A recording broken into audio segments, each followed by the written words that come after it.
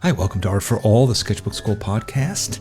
I'm Danny Gregory. I'm the founder of Sketchbook Skool, and every week I get together with somebody who is a friend or somebody who I'd like to have as a friend, and we talk about what it is to be a creative person, what it is to be an artist, about the issues that we all face, the blocks that interrupt our success, the many things that we need to talk about, and a lot of us may not have anybody to talk about it with. So me and my guest will discuss it, and you are welcome to join us.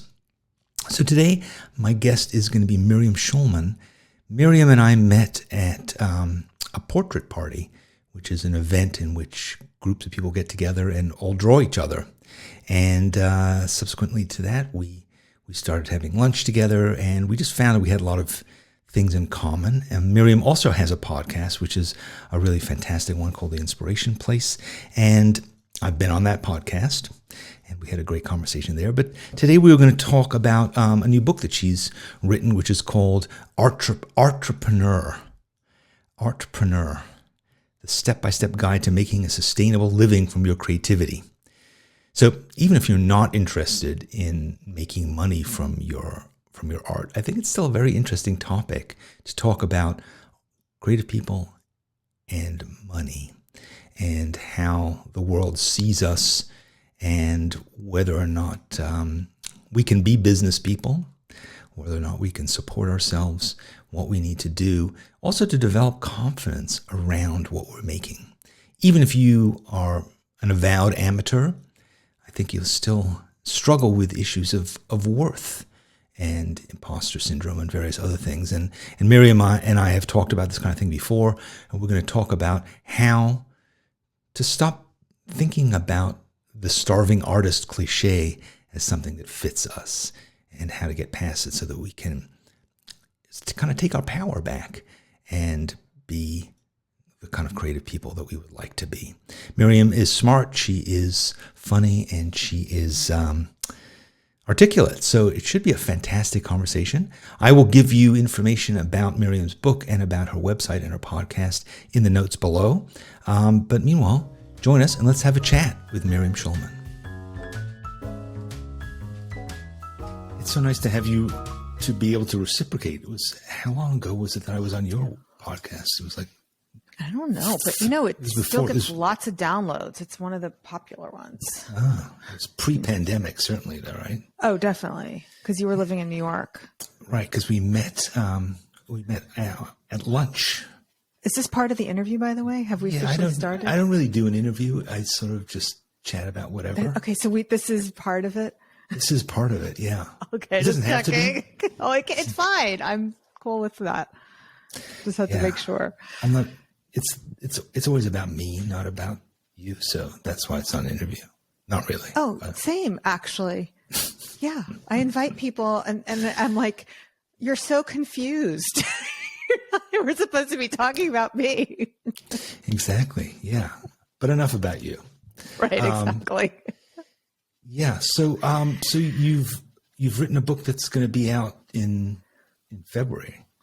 Yes. Yeah, actually. January 31st. Like, I'm hanging on to that January by a thread, but yes, January 2023.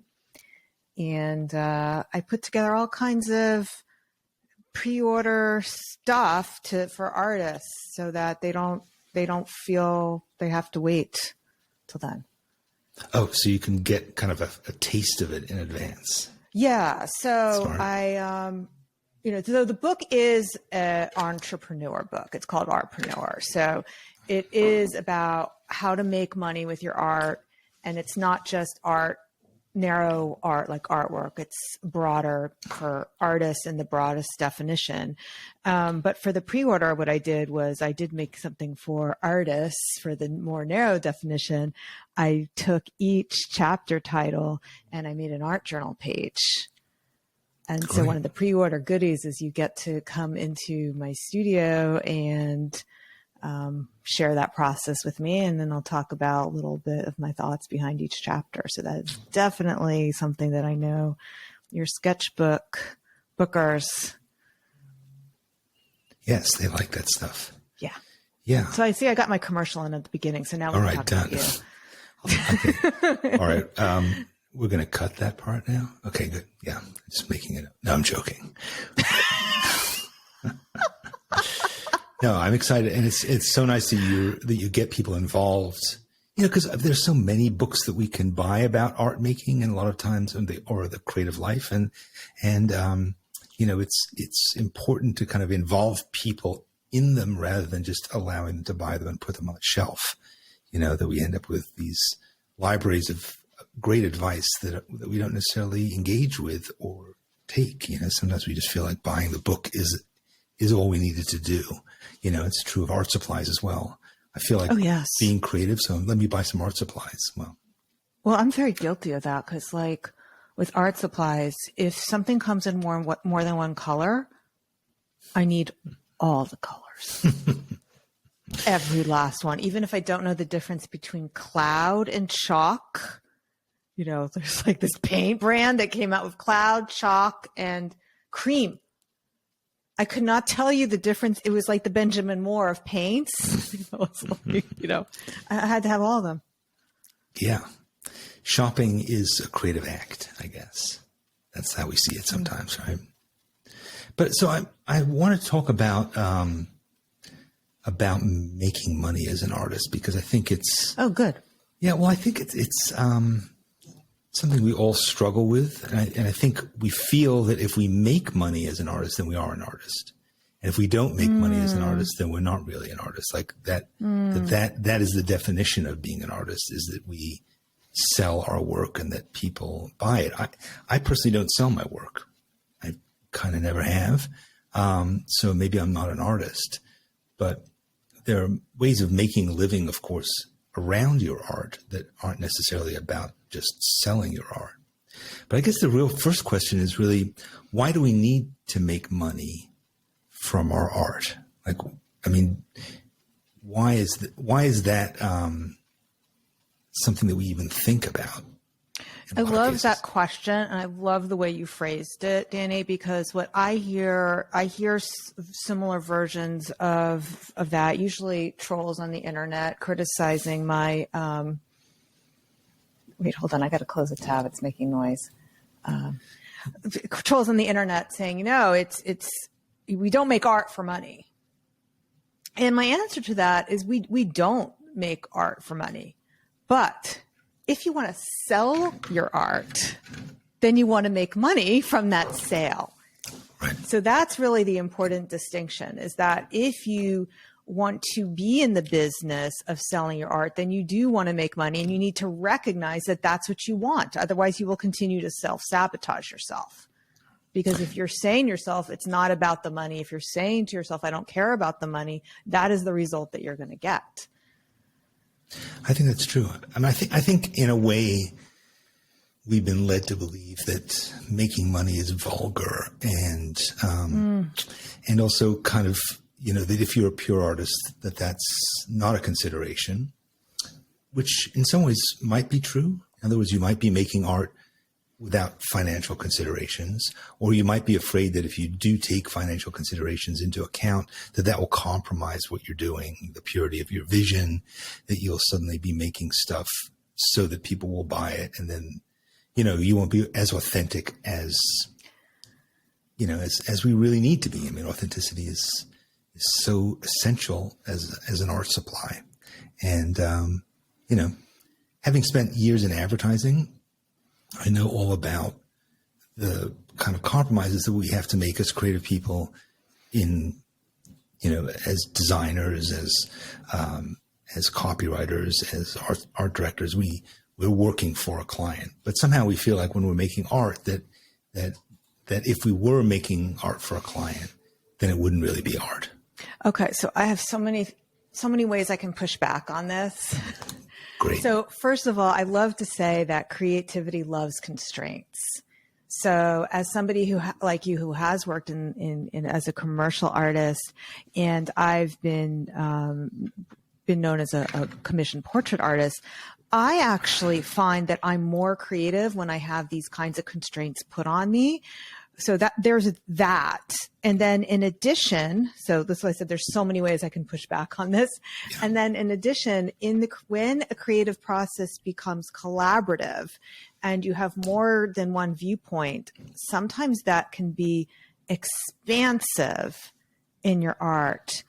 And I found that process particularly true when I was writing my book. So one of my missions for the book was to be very inclusive with my examples, but because my experiences are limited as somebody who's been, raised white, cisgendered, American, I don't have all the experiences that maybe would have made it as expansive as it could be. But then I had some editors who had different experiences, who were able to bring in some different influences so I found that to be a very expansive process. So those are two different angles I could push back. And then the third angle that came to mind is, of course, Michelangelo, who is basically a commissioned artist for the Pope. And he pretty much did what the Pope was paying him to do. And that's some of the greatest art that we have in our time. And nobody would ever say, well, he's not a real artist. And he didn't decide that he was going to paint the Sistine ceiling. He didn't even want to do that, but he was getting paid big bucks for it. So there's my 3 pushbacks. It's true. He wasn't a painter. He was a sculptor. No, that's right. They hired him for the wrong job. He was like, I'm not a painter. Exactly. Could you write some poems while you're at it too? Yeah.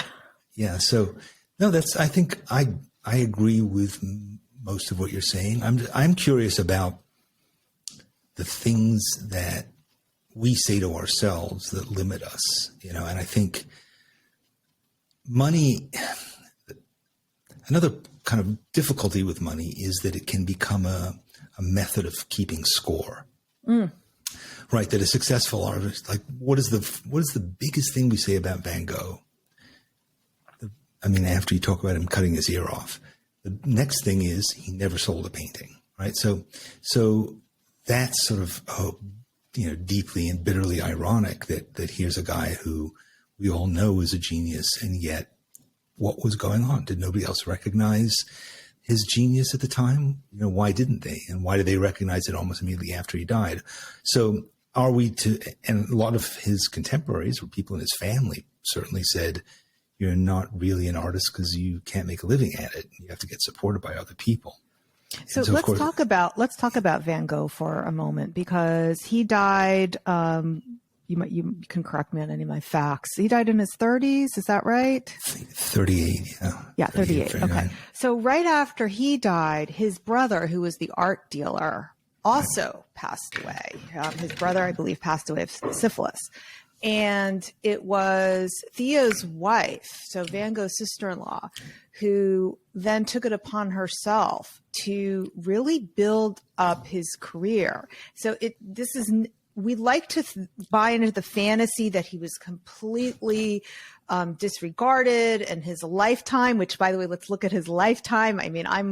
I'm almost 20 years older than Van Gogh, I'm in my 50s. So this lifetime, that if he had lived a longer life and his brother and sister-in-law had taken him into the care of building his career, it could have happened during his lifetime. So it's this romance of like, he was underappreciated. He was very well respected among his peer group of who were also, the impressionists and the well-known artists.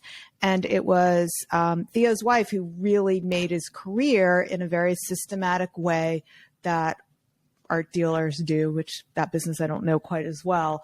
But this is something that could have also been possible when he was alive, had he lived another 20 years. So It's just like, we like to buy into this whole mythology of like, he was just creating art for the pure joy. But I don't completely believe that would have been the case had he lived another 30 years. I think he would have been able to enjoy that financial success, and that would not have interfered with him being an artist.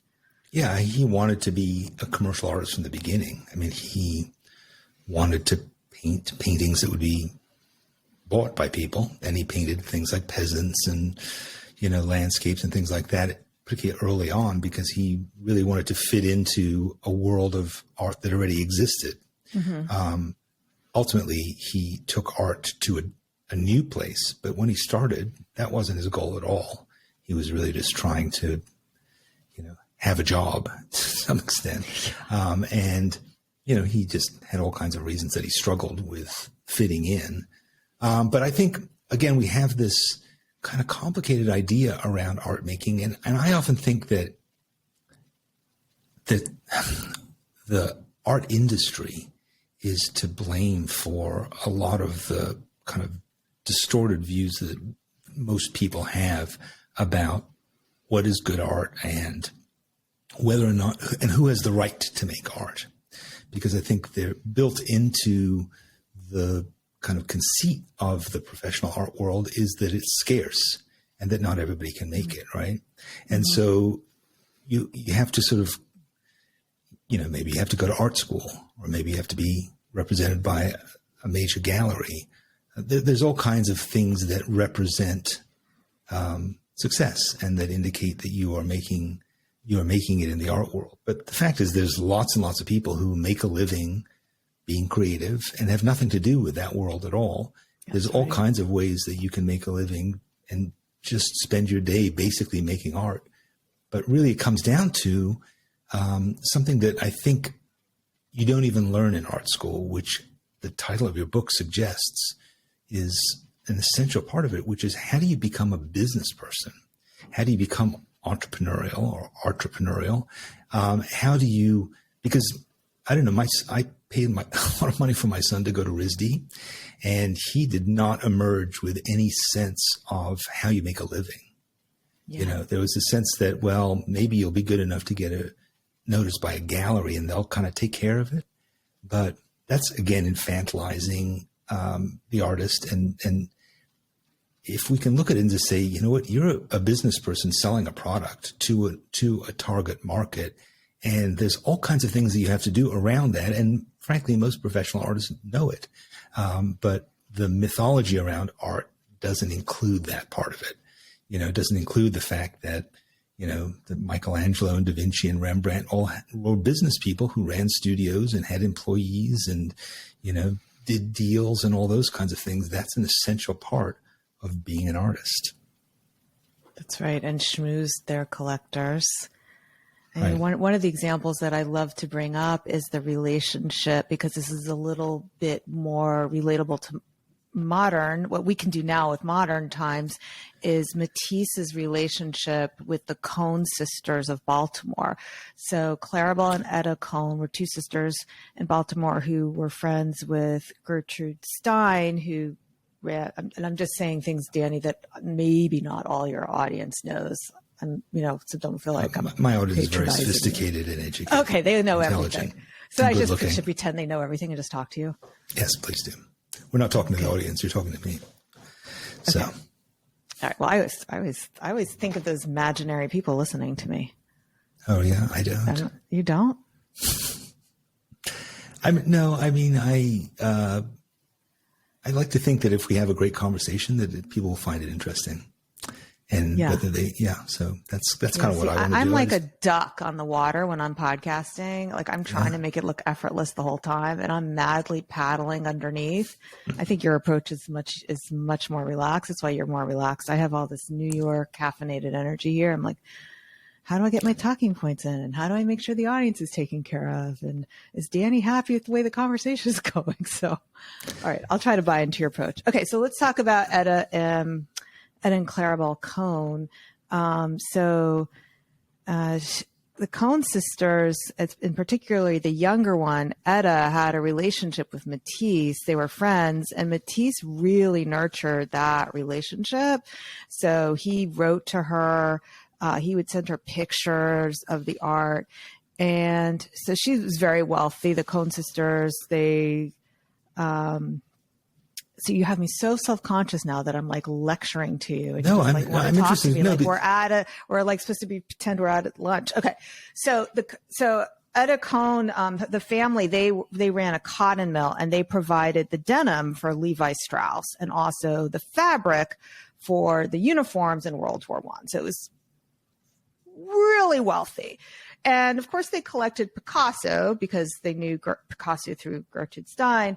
But the reason that the Cohn sisters, Etta Cohn in particular, had 700 Matisses at the time of her death and only 100 Picassos is because Matisse wrote to her. So this is something that is in our control as modern day online entrepreneurs, is we can email people and we can write to them. So that's what I'm always telling my clients is like, you do have control over that. You do not have to wait for the Pope to commission you or the, to get the official the official White House commission, like the portraits that are being revealed now of the Obamas. You don't have to wait for that shining horse to discover you when you can just email your collectors. It's true. And I think from most of us who are perhaps don't have collectors, but still have an audience and have people who support us. Yeah. And, you've been doing it through your podcast. You've been doing it online for a long time. I've been doing it online too. And, I'm being glib and saying I don't really care what people think, but I think that's the whole reason we're here. I mean, I could be talking to you without all of this recording equipment. That is true. Right. But we're doing it because, but I think it comes back to also what we were talking about with authenticity, which is there's a difference between cultivating people who are interested in what you do and pandering, right? So pandering is when you go out and you say, I'm going to make stuff that, everybody's going to love and I'm going to be sort of popular, as opposed to saying, you know what, I have a story, I have a message, I have a perspective, and not everybody shares this perspective, but the people who do, I want to make sure that I'm really giving them that authenticity. And I think that's, as a consumer of art, we feel that way too. It's like there's artists who I love and can't get enough of, and I think because you hit the nail on the head is because the people who actually fail are the ones who are trying to people please, sell to the middle, and there really isn't money in the middle. So when you are polarizing, when you are following that authentic vision, that weirdness, embracing that inner weirdo that only you can express, when you're being what you brought up at the beginning, that in air quotes, true artist, that's what people actually want and respond to. So the mistake of trying to look around and see what's popular and what's selling, that's going to fall flat. So, and people don't want that. They want something that's different. They want something that's weird, whether it's in their music or the art for their walls or, all the different kinds of, all the arts. That's interesting that you said that there isn't money in the middle. Can you talk about that some more? Yeah. You see politicians do this. I'll just put this out there. Like I'm not a Trump fan, but you can see his popularity was because he wasn't afraid of alienating people. That is how he was able to get so successful. Mm-hmm. If you look at somebody on the other extreme, let's look at Beyonce. She equally is not afraid of alienating Republicans. She has sung for Obama. She supported Hillary with the one of her shows with the I forget what the T-shirt said, either I'm with her or Nasty Girl or something about that just showed her support for Hillary Clinton. So you can see that there are people, whether they're politicians or artists or musicians or whoever it is, if you just think of the people that you admire in your life, none of them are afraid to share what they think. They're not afraid to show what their values are. And that is going to alienate a lot of people, but it's also going to attract a lot of people. Mm-hmm. So when you try to and I see too many artists that I follow who are like, oh, I can't talk about this. I don't want to alienate people. And it's the opposite that's true. The opposite that's true. When you're trying to talk to everybody, when you're trying to please everybody, you're just shooting for mediocrity. That's interesting. Yeah. I mean, I think we think of bestsellers, or we think of, number one on the charts. We think of things that are big and popular as not being particularly individual, right? You think of the James Pattersons of the world. They don't seem to be particularly edgy or unique or anachronistic or, personal. They seem to be, McDonald's. They're trying for that. I think the problem is that there's a lot of other people who can do that. That it's easy to perhaps become formulaic or develop a formula for success that isn't necessarily coming from an authentic place. It isn't really art, I guess, is the point. Is the popular entertainment may not be art in the sense that it's expressing an individual's kind of inner truth and perspective on the world. Is that the point? Yeah, I mean, if I look at, and we can talk about this either in visual art terms or in music terms, but you'll see that what becomes popular, it usually goes in waves. So it's always pushing against the trend that just preceded it. So you're going to have, like, talking about music, if you're going to have like Kurt Cobain and his cock rock, which is like pushing against the trend that was right before that. And then right following that came Alanis Morissette, pushing against like the masculinity. So then you look at what trends comes next. And I may be getting the order mixed up, but Britney Spears, who we think about as somebody who's very mainstream, but when she first came out, her music was actually very revolutionary. Nobody was singing with that valley talk. So that was very authentic. Now, a lot of vocal coaches might have tried to coach that out of her, with her whole valley talk, but then that became popular, but then everyone copied it. So everybody came in and it felt mainstream. Once it becomes popular, then the next music, the next person's going to move in and go against that. So it's very obvious to see that in music. It's also obvious to see that in art. So the Impressionists were pushing against, the salon artists, no black, what came after that? Then there was the Falvis. Like, let's go really wild color. Then what comes next? So when you're looking at it from 100 years later, it's hard to see that what they were doing necessarily, how revolutionary this really was when it first came out. I mean, even the Beatles, when they came out, and I'm talking about the early Beatles, which now in our 2020 eyes, it feels very conservative. I Want to Hold Your Hand, and they had those little mop top haircuts. When those mop top haircuts came out, that was revolutionary. Like, men did not wear their hair in those mop tops. And then it was like, once that became mainstream, the Beatles were like, oh no, hell with that. We're going to grow our hair all the way. You thought that was, cutting edge. Look at us now. So you see that each thing, in order to stay relevant, you're always pushing that boundary. And it's not about pleasing the middle. None of these are about pleasing the middle. Not about pleasing the salon, not about pleasing, who am I thinking of? Ed Sullivan. Mm-hmm. They're gonna sing about the brown-eyed girl anyway. Or whatever the lyrics were that were very objectionable. We're gonna sing it anyway. Sorry, too late. Here we are. Yeah, I mean, I think people want to be moved, and they also want stuff that feels. That's going to, I think you keep people's interest by challenging them, right? And I think you also have to do stuff that is relevant to the times, and the times keep changing.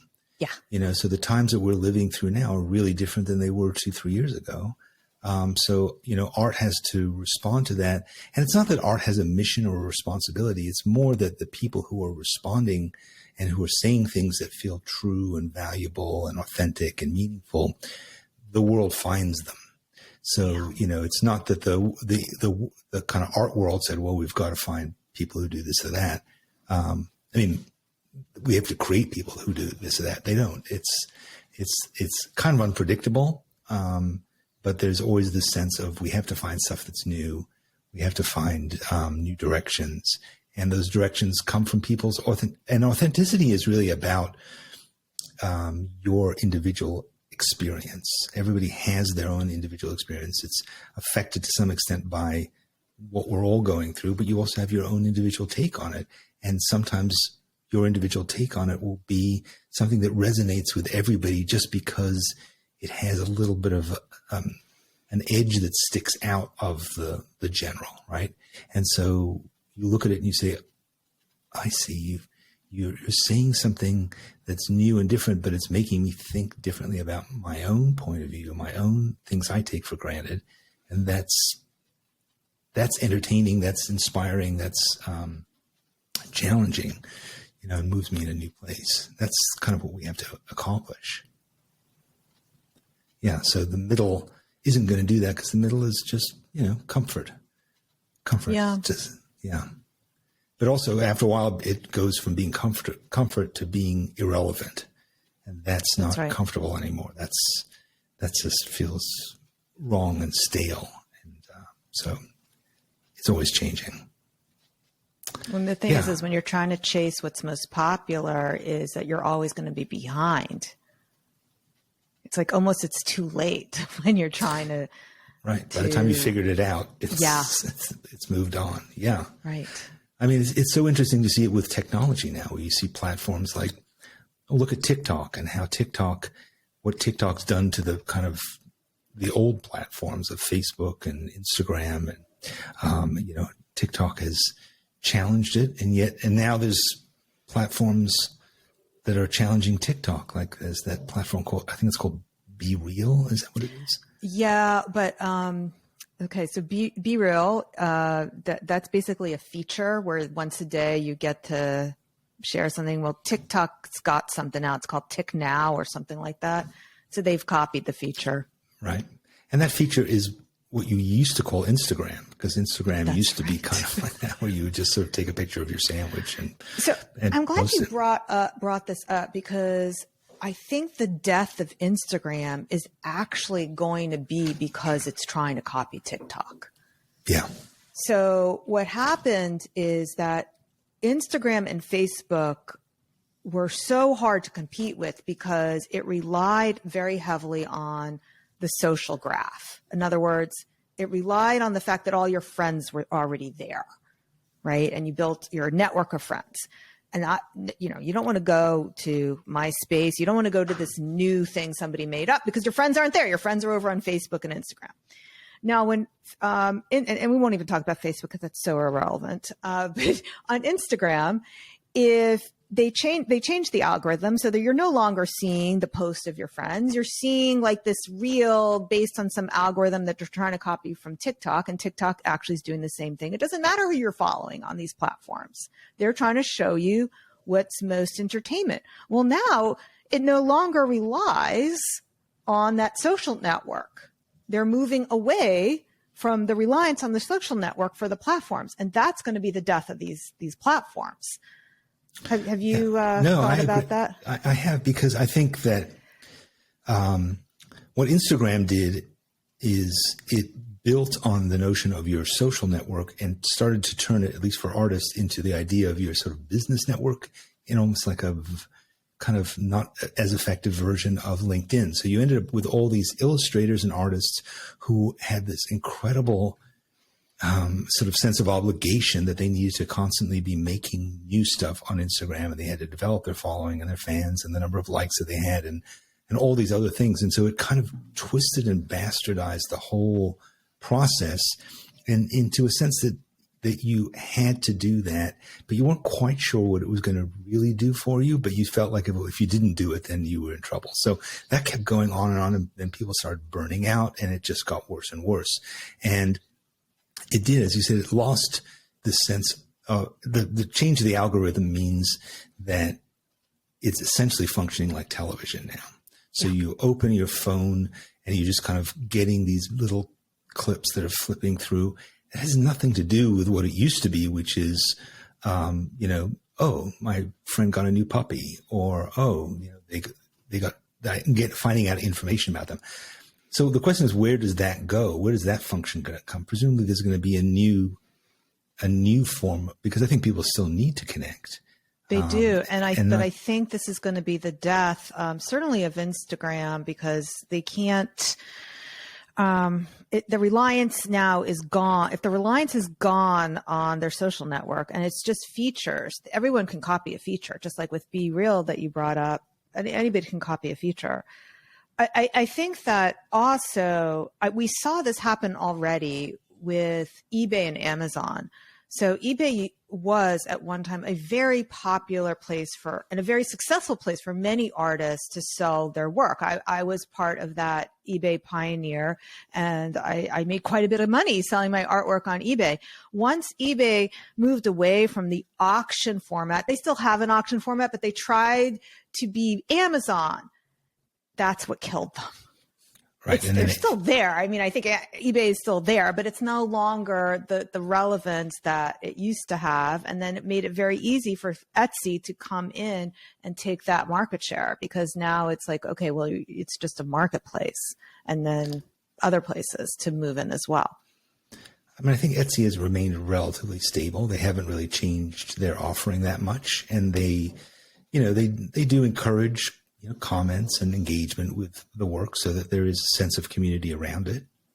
But yeah, it's different. I think, maybe the communities that creative people will find are around other things, that you can create your own social network, or you can, find other ways to connect with people. I think for us as creative people, we have to cultivate an audience. We have to develop fans and keep giving them stuff and doing all that. So there's always going to, I think, now be a need for that, because that's part of what we do.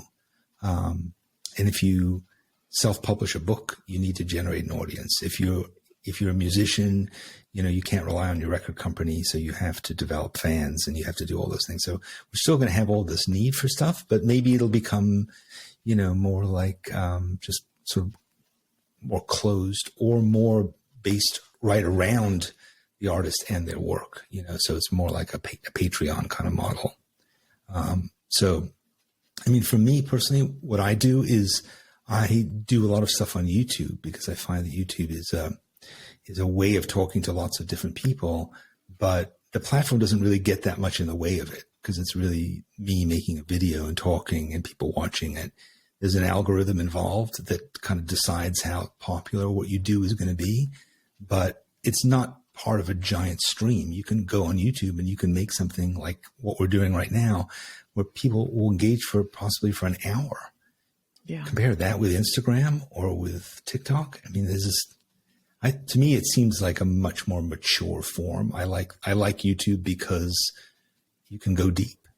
Yeah, I agree with that. We're trying to move more towards, I have my podcast, which I always will have. Always is a big word, but we are trying to move more into as long as YouTube. People have ears. Yes. Always. I'm still on here. God, is she still around? It's like my husband's like, when are you going to retire? I was like, I don't know. I'm just getting started. But yeah, I agree with you on YouTube, because podcasting and YouTube, these platforms that basically, like you said, that we create, that we are the center of it.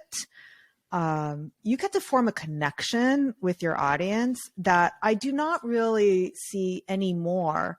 At one time I did with these social media platforms, meaning, and by social media, I don't really consider YouTube social media, by the way. I consider that like a content platform, but Instagram and Facebook, at one time you had connections with people. I'm not seeing those same kind of connections anymore. People can DM me and I can form connections that way, but I do think you can form a better connection with more people on a place, building an audience on a place like YouTube or through a podcast. So yeah, I agree with that. Yeah, I find that YouTube, I do have community. I do a weekly show, which is live, and there's a lot of people who come and participate in it. Even the discussions that go on in comments, I think, are much more interesting than they are on Facebook or on Instagram. Yeah. It's weird because it isn't what you think of as of YouTube being, but YouTube, I think, is also a source where people come to learn stuff. People come to find things out, not just to be entertained. I don't want to just watch cat videos. I want to learn how to do something. If I want to learn anything, I'll come here. And so as a result, you're surrounded by people who are trying to learn things. That's an interesting group of people, I find, as opposed to people who want to just lie back and be entertained. So to me, it's a smarter, more engaged group of people. Right. Instagram, I've always felt like, I don't know if you feel this way, but I always feel like I'm not doing enough when I go on Instagram. And I look at these other people and I go, oh my God, look at how often they're posting. Look at how many followers they have. I mean, that whole kind of ugly competitive thing that shouldn't be part of art is really the currency on Instagram. And I think a lot of people have ended up spending an awful lot more time doing work for Instagram than they have doing it for their clients or their collectors or their audiences, because it is so demanding and insistent. Yeah, the Instagram is a very demanding mistress. Yeah, I think it's toxic in that way. It is. There was a article about the Instagram artist, like when the Instagram really revealed, like, what do you really need to do to be seen on Instagram? And it's really, you have to treat Instagram like a full-time job. But last time I checked, Mark Zuckerberg isn't paying me. Actually, they are trying to pay me. So Reels. Okay. Reels, which take a long time to produce, by the way, Reels and TikTok videos. So if you've ever experienced it as a consumer, you'll notice that they, like you said, they play it. It's like a billboard. They play it. And before it's even done, they're encouraging you to swipe to the next thing. It's the death of the scroll. So I've created some videos that had thousands of views on them. But if I look at my insights on them, nobody went to my profile to click on what I was talking about. Nobody really engaged with me. So as somebody who is creating this content in order to market, like, otherwise, what's the point? I don't really want to make these reels for Mark anymore. And they've actually, I don't know if you've experienced this, Danny, but they've sent me messages and emails asking me to create reels, and they will pay me for them. Have you gotten those emails? Yeah. Yeah, because they know we won't do it otherwise, because we're going to see that it does not contribute to our business. Yeah, and they pay you a pittance, and it's insulting, and it also doesn't really seem to. It's insulting to what we're actually trying to do. It's the whole purpose of this, which is right. So that's why I said I'm packing my toys up and moving over to YouTube. Yeah. So, what do we say to somebody who is, say, coming out of art school, or somebody who maybe came out of art school 10 years ago, let's say, came out of art school and they didn't immediately become a full-time professional self-supporting artist. And now they've gone and they've gotten a job somewhere, and maybe increasingly that job becomes the center of their day. What was supposed to be a way of paying the rent can make it harder and harder to do art, right? And then you say, I'm exhausted at the end of the day. Am I really going to go and make art now? And then suddenly art becomes a thing that reminds you that you failed, right? Mm-hmm. Every time you think about it, you say, ugh, I should be doing that. Yeah. Whereas when you went to art school, you wanted to do it. And now suddenly you feel like this obligation, and you feel like you're failing at it. And it just gets wrapped up in just all kinds of psychological problems that really ruin it. Okay. So this is something that I talk to a lot with my clients, both who have many who are still in full-time jobs and some who aren't. And it's, how do I make time for art? It's a big question. And one of my clients had come to me and says, you say to get a virtual assistant to help with all these tasks. I'm not quite sure what to give them. And I say, wait, slow down. And this person, I'm not going to share her real name because I don't have permission to. We're just going to call her Jane. So Jane has a full-time job. Oh yeah, I know Jane. Yeah. And she makes art. And so I said to her, back up. Let me ask you, who's cleaning your house? Who's doing your laundry? Who's preparing the gluten-free meals for your celiac son? Who's doing all that? Well, she is. So I said, well, of course you don't have time to make your art. You have a full-time job. Use that to pay for somebody to do these tasks for you. And now at least you'll be able to do art in your free time instead of cleaning your house, doing your laundry, and preparing, these very time-consuming gluten-free meals for your sons. So that was definitely an aha for her. But it's an aha that I think a lot of people push up against, especially, Danny, women who have been socialized, they have to do it all themselves. And in particular, artists who feel they can't afford or that they should save money by not paying someone to do something like that when they're not valuing what they could be doing with that time. So you have this full-time job to pay the bills, and you've told yourself that you want to create your art, whether that's painting or something else. So tell yourself the truth. Tell yourself the truth about how you want to be spending your days. And don't feel guilty. Yeah. I think, especially, I really want the women to hear that, because I know us women have been socialized to do it all, and we just can't. I mean, even if you do have an extra hour and you can stay up late, you just don't have enough energy. You're going to run out of energy. You don't have all the energy to give. You want to give more energy to your art. Something's got to give. And that's why I think money comes back into it, because you say, well, if I'm going to be making art and it's not bringing in any money, then, I really don't have the right to do it, because I'm spending money on art supplies and I'm taking away time from my family. And now I'm hiring somebody to do my laundry and I'm not making any money from it. And maybe I should make some money from it. And then you think, well, you can't sort of make a career as a professional artist who's selling your work, an hour a day in the evening after you've been working somewhere else. It's very difficult to succeed at that. No matter how good your work is, that's another job, which is being entrepreneurial and making connections and doing all the other things that you talk about in your book. So maybe adjust your sense of what the purpose of this is, that it isn't there as another way of making money, but that you've earned this right to express yourself, to, do the stuff that makes your soul feel good because you worked and you earned money, so you can spend this time like lying on the couch watching Netflix or, picking up after your kids and doing those kinds of things.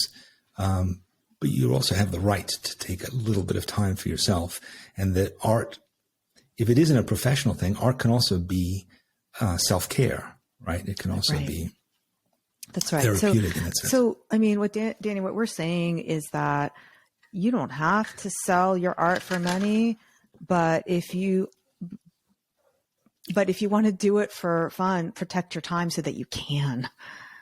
Right. Yeah, and there's something about your energy, both your energy and your time. Invest in yourself. Use that time, invest that time and energy in doing this thing that you have the perfect right to do, and that it shouldn't be evaluated based on whether it makes money. That goes back to what we were talking about earlier. It still has value. It has worth to you because of how it makes you feel and how it helps you to realize yourself. I loved your book, Art Before Breakfast, because the concept of that was really that you're giving your art before anything else. You are indulging in your art before, the first thing in your day, before anything else has taken away your energy. So, I mean, I think that's why I love that book and that title so much. Yeah. I mean, I think they always say that you should tackle the most important and most difficult thing first in your day, right? So that you then you have the rest of the day to take care of all the other things, but also you feel like you've accomplished something, and I think if you sat down and wrote a page of your novel every morning, you'd have a published book in a year. So there's all kinds of things that we can do. But I think when we twist ourselves up because we're surrounded by other people who may not value what we're doing. So if we're looking to those people and they're saying like, are you going to sell these things? Or like, is this good? Those kinds of things you say, you know what? You're spending time playing golf? Are you going to become a professional golfer? You're spending time, right? You're spending time like watching football. Like, why are you allowed to do that? Because like, that's not bringing in any money. So that's not the point. We don't do everything in our lives to make money. We earn a living. So the living part of it is what we have to kind of do. Yeah. Right. So you don't have to make your art for money, but if you do want to make money from your art, then you want to make lots of it. If you are trying to sell your art and your creativity for money, there are paths for you. There are strategies for you. Right. It's not just magic. Most of them magic. don't rely on Instagram and TikTok, by the way. That's a good point. I think a lot of times we think that you have to like win the lottery in some kind of psychic way, that like the world has to decide you're a great artist and then you can become successful. But the fact is, there's a lot of people who make a living who you may never have heard of and who may never be in a museum, but who can have a completely satisfying, rich life making art every day. That's there's right. all kinds of ways. They're professionals. That was one of the reasons I wanted to be sure I brought up Theo Van Gogh's wife, and I feel terrible that I can't remember what her first name is. I can give her her full name, but she worked very hard Call to her make Jane. his career. Yeah. Jane, right, Jane. Okay, but she did work very hard to make his career. There was a lot of hard work that went into that. Of course, then there's a lot of artists who are going to think, well, I want somebody to make my career. And yes, there are those people, but you do have to nurture those relationships. So that still is on you. Be nice to your sister-in-law. That's right. Well, I doubt that Van Gogh was particularly nice to his sister-in-law. I have no idea. I honestly think she was motivated by it was like there was money to be had there. And that was why she did it. She wasn't doing it out of altruism. No, they had a family art gallery, and basically she was left suddenly with no husband and this crazy brother-in-law's art. And a crazy brother-in-law who had a lot of art. So that was like she saw an opportunity. Yeah, and Theo supported Vincent throughout his life and gave him a lot of money and bought him a lot of art supplies and talked him off many cliffs. So she had the right to kind of That's right. make something out of it. So what advice do you give somebody going back to this this idea that you've strayed away from art? What can you say to yourself to get back on track so that you you can achieve this thing that you thought you were going to achieve when you were 17, let's say? Yeah. So a lot of people are asking themselves that now. That's why we saw the Great Resignation in the last few years, people walking away from their jobs. I was told that a lot of the people who did that were men who walked away from their jobs, who felt they didn't need to ask permission to do that, where a lot of women stayed. But then there's also the people who suddenly realized, no, they want to create their own business because they saw the fragility of relying on other people. And then there's the third pattern we've seen, Danny, is the quiet quitting that's been happening as well. So people who are staying in jobs, but maybe are not really working so hard on them. So wait, steer me back. What was the original question you asked me? I was just so excited. My question is, what do we say to those people? Yeah, I mean, the person who says, it's not just that I'm exhausted and don't have time to paint, but it's like, how do I get myself back to thinking of myself as an artist?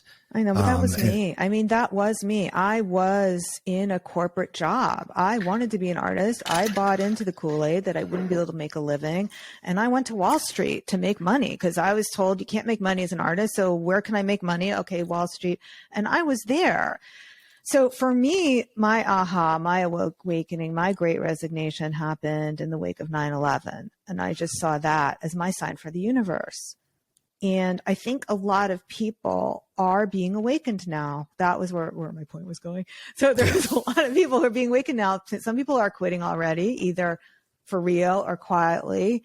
But there's nothing like a crisis that the past few years have shown us that safe job isn't as safe as we thought it was, that life is a lot shorter than we maybe think it is, that we have that mortality motivation, that, what if this is, we don't have that much longer? What are we going to do? What are we really doing here? What is the purpose? What is the meaning? How do you make your days more meaningful? Now, for some people, making meaning of your life is combining your income with your creativity. And for others, as we already discussed, maybe it is just a way of figuring out, how do you make time for your creativity for yourself? But just know that if you do want to make creativity your full-time living, there are many paths to doing that beyond just the gallery, museum track. And there's lots of people doing it at many levels and in many different ways. Yeah, we live in a really exciting time for creative people. I mean, there's just so many ways that you don't need to ask permission. You can take things under your own control. There's so many tools available. There's so many ways to make connections. And, it may not be that you make a painting that sells for a lot of money. It may be that you make lots of paintings, and some of them are t-shirts, and some of them are mugs, and some of them are illustrated books, and some of them are stuff that you do for free. There's all kinds of things. Or, there's all kinds of different paths that people can take.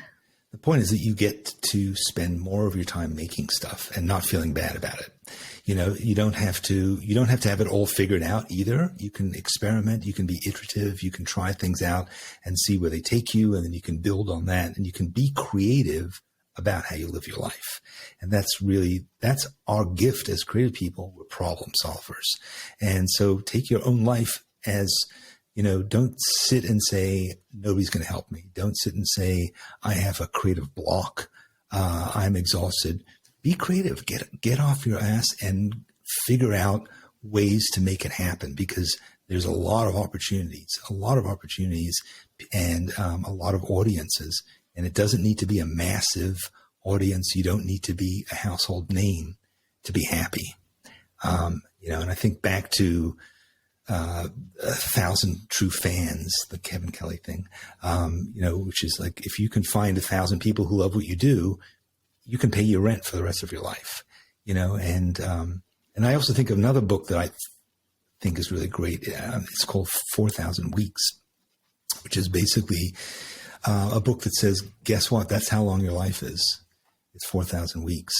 And so every week that goes by is another opportunity wasted. So it's finite, and you can make a chart of your entire life and realize how much time you have left, probably.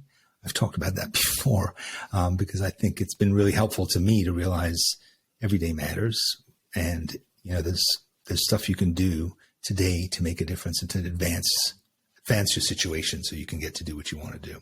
And I think your book is a fantastic addition to that, full of useful, practical advice, but also pep talks and encouragements. And you've been there, you've experienced it, you've lived it. It's not academic for you. It's practical and encouraging. I really like it. Oh, thanks, Danny. I appreciate that. All right. Well, we began and ended with a commercial. It's perfect. Yeah. Great. Can we give them a URL now? Don't worry. I'll do that. Oh, okay. Yeah. Putting URLs in podcasts. I'm out walking my dog. I'm not going to write down your damn URL, but we will get it to you. And, but if you'd like to give a URL, do you have a really cool URL? No.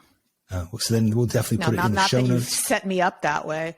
We'll put it in the show notes. The book is Artpreneur. I'm pretty sure if you search for Artpreneur, you'll find it. But there are some cool bonuses if you check the link that I'm sure Danny will post underneath the video, or this is a podcast, or in the show notes, right? Exactly. So, yes. Okay. So Miriam's put together all kinds of things that you can experience right away, and then the book will dimensionalize and take you further and further with it. So it's more than just to sort of sit down and read thing. I think it's a thing that can change your life and help you to accomplish the things you want to do, which is not much to ask for from a book.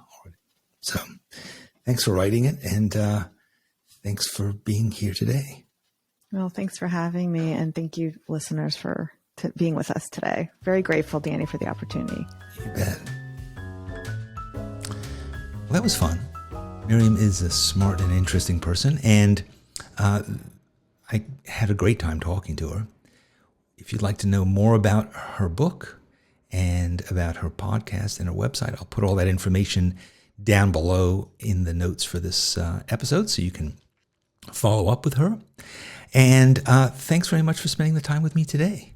I hope it was useful to you. I hope you had a good time too. I will see you again next week when we dive into another chat with a friend or future friend here on Art for All. I'm Danny Gregory. Have a great week. Bye-bye.